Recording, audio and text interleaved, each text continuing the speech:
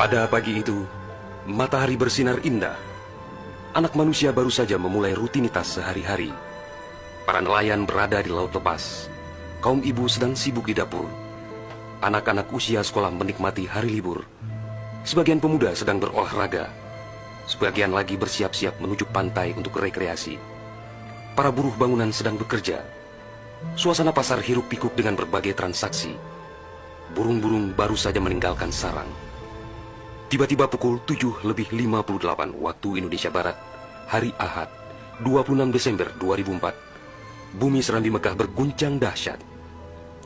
Guncangan gempa pada 8,9 skala Richter itu berlangsung puluhan menit tanpa henti. Bumi bergerak ke bawah dan ke atas, ke kiri dan ke kanan, berayun-ayun terus-menerus.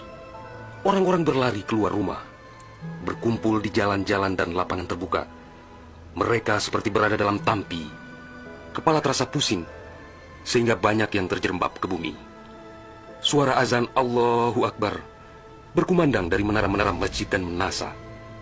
Suara zikir pun membahana di mana-mana. Jutaan mulut manusia melafazkan asma Allah dan Rasulullah secara terus-menerus. La ilaha illallah, Muhammad Rasulullah.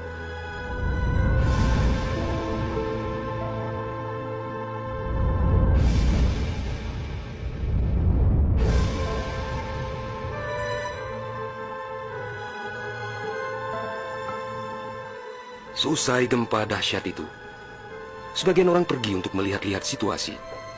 Karena terbetik kabar bahwa di tempat tertentu ada bangunan yang rubuh, ada tanah yang terbelah, dan ada pula rumah yang ditelan bumi. Tidak terpikirkan oleh mereka apa yang akan terjadi setelah itu. Tidak ada tanda-tanda alam yang begitu kentara. Tidak ada yang mampu menafsirkan dan menduga sebentar lagi akan terjadi bencana maha dahsyat yang meluluh lantakkan permukiman penduduk sepanjang pesisir Aceh. Tidak ada pula yang mampu menerjemahkan berbagai firasat atas pusaran nasib yang bakal menimpa tanah rencong. Juga hampir tidak ada yang memahami tanda alam, manakala air laut surut beberapa ratus meter. Orang-orang di pesisir pantai tampak asyik mengumpulkan ikan yang menggelbar-gelbar. Bahkan air sungai pun mengering, namun tidak ada yang dapat membaca tanda-tanda itu. Mereka seakan melupakan gempa yang baru berlalu.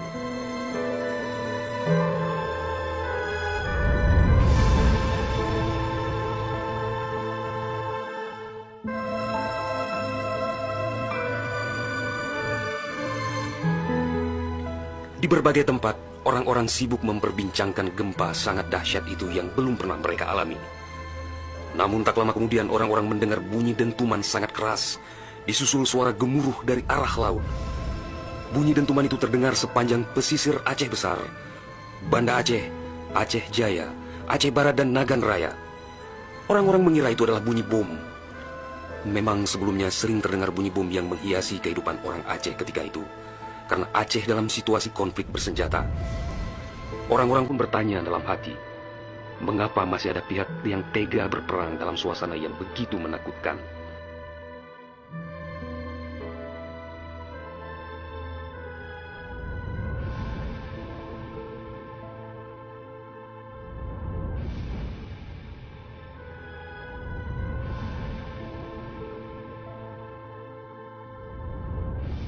Orang-orang mengira pagi itu hanya sekedar gempa. Mereka sama sekali tidak menduga bahwa bunyi dentuman keras tersebut adalah akibat patahan lempengan bumi yang berpusat di Samudra Indonesia, sekitar 149 km sebelah selatan Calang, Aceh Jaya. Dan itulah penyebab gempa. Di samping kehendak Allah, pemilik alam semesta, belum sempat mereka bernafas lega akibat gempa. Dalam suasana gebalau dan kucar-kacir itu, tiba-tiba daratan diterjang air laut. Air berwarna hitam pekat itu datang sangat tiba-tiba dengan suara gemuruh yang menakutkan.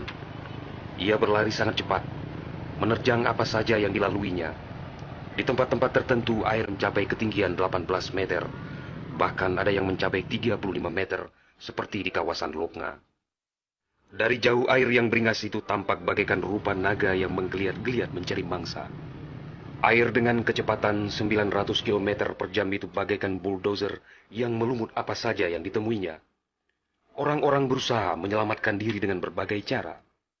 Namun hampir semua orang, hewan-hewan, Benda-benda, rumah, lakbatat kaye bate, digulung air itu tanpa kecuali.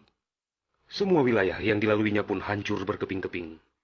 Air laut yang datang menyamai kecepatan pesawat terbang itu, ternyata namanya tsunami.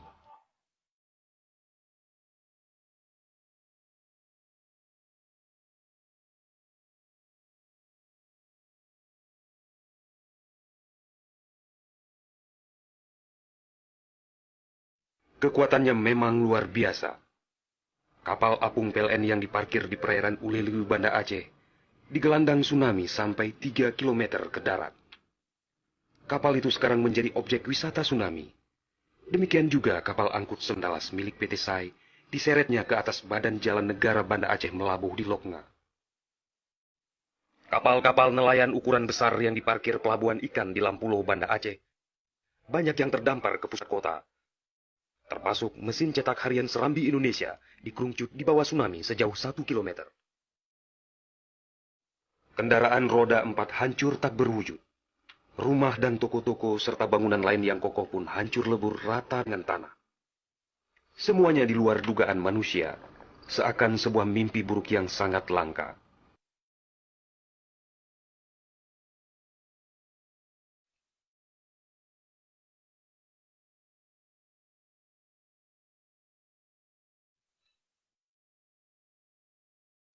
Setelah kira-kira 15 menit air laut itu beraksi, suasana pesisir Aceh pun lengang, sunyi, sepi, senyap, dan hening yang tak bisa dilukiskan dengan kata-kata. Sebagian besar permukiman penduduk rata dengan tanah, seakan instrumentalia kehidupan telah berakhir sampai.